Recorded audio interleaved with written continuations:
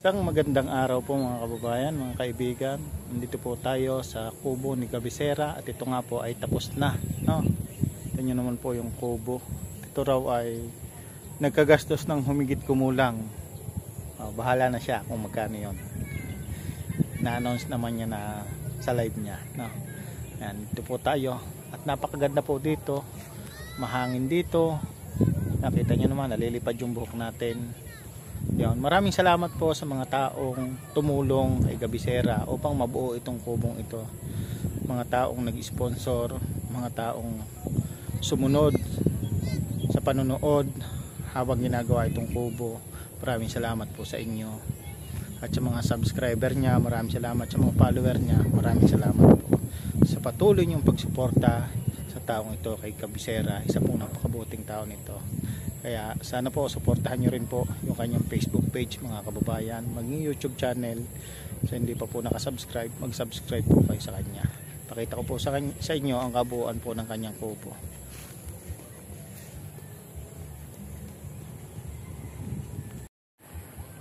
Ito po yung kanyang kubo, yung gawing side. Ito naman po. At yan po yung poso. Ayan. At yun po sa Cabecera. Kinukuskus doon. Tingnan natin, ating kausapin. May linya na po dito ng kuryente mga kababayan. May linya na po ng kuryente. At syempre waiting lang natin na makabitan. Nakapag-installation na po. Ito po yung kabuang lawak ng kanyang kubo. Yan, meron din po siyang solar na binili. Yan po. May 3 bintana, 2 pinto. Ito rin po yan. At ito pong pinapasokan ng cellphone natin. Ito pinto. At ito po ang bintana. 3 pala po ang bintana. Dito naman po tayo magpunta sa gawing kanan. Ayan. Ito po yung gawing kanan. At dito po sa lugar na ito, dito raw po siya magtatayo ng bahay mga kababayan. Dito sa gawing kanan na ito, sa may posong ito, dito siya magtatayo ng bahay. At ito yung poso na kanyang ipinatayo. Nagkakahalaga po yan ng 12,000, no? At dito po, ito po yung muhon na kanyang linderos na kanyang pagtatayuan. Yan po yung muhon. At ito po ay kalsada na. At yan ay kay Joey the Great daw. Di umano, si Joey the Great ang may-ari. At yun ay sponsor ni Joey. Dito, sa kabuuan ito, isang malaking bahay pa po ang may tatayo ni Cabecera. At sana po hanggang sa dulo, hanggang sa makapag-umpisa po ito at hanggang sa dulo ay huwag niyo pong pabayaan si Cabecera. Kung ano po yung pagtulong sa kubo, sana po tuloy-tuloy po ang suporta niyo hanggang maitayo po ang pangarap niyang bahay. Sa tulong niyo po, mabubuo ang pangarap niyang bahay. Ito po yung niya, napakatibay po ng pagkakagawa niyan, no? Napakakapal. Ito po yung kusina niya. Huwag na muna natin siyang abalahin, baka tayo magapukin pa niyan. Ito po muna tayo. Ito po yung lababo niya. Ayan, may lagayan din po dito ng kalan mga kababayan. Ito po, nakaabang na lang po. Kuryente lang po talaga hinihintay. Ito po yung lagayan ng kalan dito. Ito po yung butas ng hose. Meron po kami ditong CR. Ayan, may CR po kami dito. Ayan. Ano po, tinanggal na po niya yung yung forma. Ba't mo tinanggal ang forma? Ha? Ayan, para malinis. Kaya sana po sa mga susunod pong panahon, kapag nag-start na po yung bahay dito, huwag niyo pong pabayaan, no? Kung ano po yung tulong na magagawa nyo. Alam ko naman po kayo may mga gininto ang puso. At talagang siyempre hindi po basta-basta magpatayo ng bahay. Suportahan nyo po siya hanggang sa matapos yung pangarap niyang bahay. Yan po. Sabi nga, ang ginto raw ay nandito sa daig, kaya kami nandito nagbalik. Dahil talaga sa Negros, ubos na ang ginto. Ubos na po ang ginto. Negros. Ayun po si Cabecera. Ito, tanungin natin ng kaunti si Cabecera. Parang Gab, tanong ko lang sa iyo, yung pangarap mong bahay na itatayo dito, gaano ba kalaki yung sukat? Para alam ng mga manonood natin. Hindi pa ata nasabi, gaano kalaking sukat yung nasa plano? Maliit lang. 6x6. 6x6 lang. 6x6 lang. Maliit lang po yun, 6x6. 7x7. Ayan. 7 meters. 7 meters. Kuadrado. kababayan. Yun lang po yung pangarap niya, maliit lang po, no? Kaya sana po hanggang sa dulo po, wag niyo po siyang pabayaan, ano? Alam ko naman po nandyan kayo na talagang todo support sa kanya. Sana po wag niyo siyang pabayaan. Basta uti-uti lang po pag naumpisahan po ito. Hindi naman po ito madalian. Pag merong revenue siya, tuloy ang gawa. Pag may blessing, tuloy ang gawa. Utay-utay lang hanggang sa matapos yung pangarap niyang bahay. Hindi mga kababayan, continue ulit tayo at nakaputol tayo. Nagkaroon ng problema yung cellphone natin. Kaya ito, continue na naman tayo sa ating vlog, no? Ayun. At kaya ako narito sa Daet kasi para din sa pangarap natin. Sabi nga ni Paring Gab, sa kanya raw ako tumuloy kasi wala din siyang kasama at yung kanyang mag-ina ay nasa Negros, no? Kaya samahan natin siya hanggang sa mabuo yung kanyang pangarap na bahay, no, dito para sa kanyang mag-ina, kay Baby Dasay at kay Admin. Ayan mga kababayan. At dito nga, ito mamalagi sa kubong ito, no?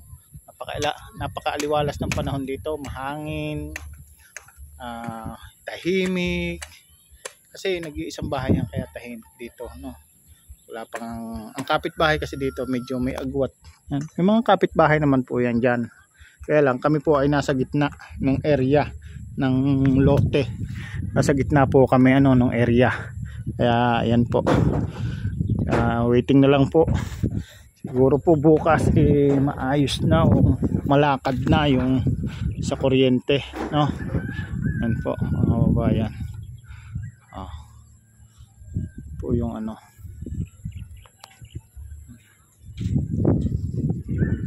ayan. Ayan po si Paring Gab. Ha? Hindi vlog. Ayan po. Ito po kami. Pakaganda po dito mga kababayan. Mahangin. Ano lang po mga kababayan, ito, real talk lang din po ito, no? Kung ang kaibigan mo po, kung tunay kang kaibigan, pag nakita mo pong umaangat, umaasenso, dapat matuwa ka, no? Huwag ka pong maging hadlang o balakid sa kanyang pag-angat. Huwag mo siyang kontrolin sa kanyang pag-angat. Dapat matuwa ka. Dahil kung totoo kang kaibigan. Pero kung hindi ka totoong kaibigan, kontrolin mo siya. Kontrolin mo siya, may inggit ka. Ganyan po yung mga may toxic sa pag-iisip, mga hindi totoong kaibigan. Pero pag totoo kang kaibigan, hindi ka makakaisip ng ganyan, natutuwa. Kaya ako sa mga achievement ng aking mga kaibigan, natutuwa po ako. Kay Pisera, kay JP Alibio, yan po yung kay Nathan, yan. Tutuwa po ako sa kanila kasi meron na rin po sila kahit papaano. Huli man daw at magaling sila, nakahabol pa rin. Ako saka na ako, no, saka na ako hahabol kasi sa akin patalon-talon. Ayan mga kababayan, no? Ito yung kubo ni Gabisera. Huwag niyo pong pabayaan si Gabisera, no? Tsaka sa mga sponsor ni Gabisera, maraming salamat po sa todo support. Alam ko todo support kayo kay Gabisera, no? Sana po huwag niyo siyang iwan, huwag niyo siyang pagsawaan, no? Hanggang sa kanyang tagumpay o sa kanyang pangarap na bahay, no? Kasi hindi po biro ang magpagawa ng bahay. Kaya sana po masuportahan nyo yung kanyang mga vlog para nang sa ganun po magkaroon po ng revenue at makatulong sa pagpapagawa ng bahay, pandagdag. Kasi sa revenue lang din po siya kukuha ng pampagawa ng bahay. At kung may mga dumating man tulong mula sa mga butihing sponsor, butihing viewers at kung saan pa man, yun po ay blessing, no? Blessing para sa kanila. Kaya sana po huwag niyo po silang pabayaan. Suportahan niyo po lagi sila, mga kababayan. Suportahan niyo po ang aking Paring Gab. Alam ko po kung ano rin po ang pinaghirapan niya, pinagdaanan niya bilang isang OFW. Napakahirap po, no? Tulad ko rin, tayo rin po ay isang ex-OFW sa bansang Brunei. 7 years po tayo, pero sabi nga, ang pag-abroad pala hindi lahat swerte. Akala ko pag nag-abroad ka noon, makakaraos ka na o yayaman ka na. Hindi po. Daw talaga hanapin. Kaya sa loob ng 7 taon na pinanatili ko sa Brunei, nagpasya po akong umuwi at hinanap kung nasa saan ang swerte. Kasi nung nasa bansa pong Brunei, hindi po ganoon kaano ang swerte, tsamba-tsamba lang, no? Nagkaroon pa ng pandemic, kaya tayo umuwi kami nga ay nagkakilala dito na sa Kuya Bal, no? Nadatnang ko si Paring Gab, galing din siya sa Kuwait. 1 linggo lang yung aming pagitan nung kami ay dumating ng daet sa bahay ni Kuya Bal o sa lighthouse. Kaya sana po suportahan niyo po kami. Yan mga kababayan, huwag po kayong makalimot sa amin, hindi po kami kalimutan. Kinasabi ko po sa inyo, hindi po kami masamang tao, kami po ay mabuting tao, mabuti rin po kaming kaibigan. Ang pag-angat po ng aming kaibigan ay aming kinatutuwa, aming kinagagalak. Hindi po kami magiging balakid para sa kanyang pag-asenso o sa tagumpay ng aming mga kaibigan, no? Bagos po kaming natutuwa kasi marami pong mga klase ng kaibigan na naiinggit, pero kami po hindi po kami marunong mainggit. Kung ano pong meron sa amin, kung ano man po ay dumating sa amin, tinatanggap po namin, no? Kung ano po yung aming magagawa, ginagawa po namin sa abot po ng aming makakaya, lalo na sa pagcha-charity. Yun po yung ginagawa namin. Kaya sana po masuportahan din po ninyo ako, no? Kaya po nga ako nandito. Lagi ko po sinasabi sa inyo, ang pagpunta ko po dito ay may pangarap po ako, makabili rin po ako ng service kahit 3 wheels lang po, no? Kahit 3 wheels lang po, para kung mag-charity po ako, makaikot po ako sa aming lugar at makalayo-layo ako ng matutulungan, ng may ikutan. Sa ganun po, kahit mag-isa ako, ay talagang nakakaikot ako. Kaya hanggang sa muli po, sana po patuloy niyo po kaming suportahan.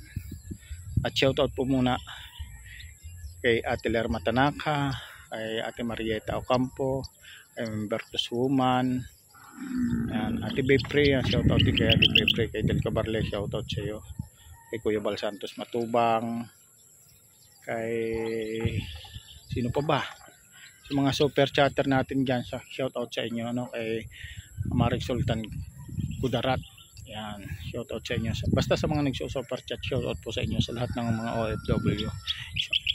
Shoutout po sa inyo. Maraming salamat po and God bless po. Salamat po. Bye-bye. Nasa muli po ang inyong lingkod, Kasado Tayo Vlog.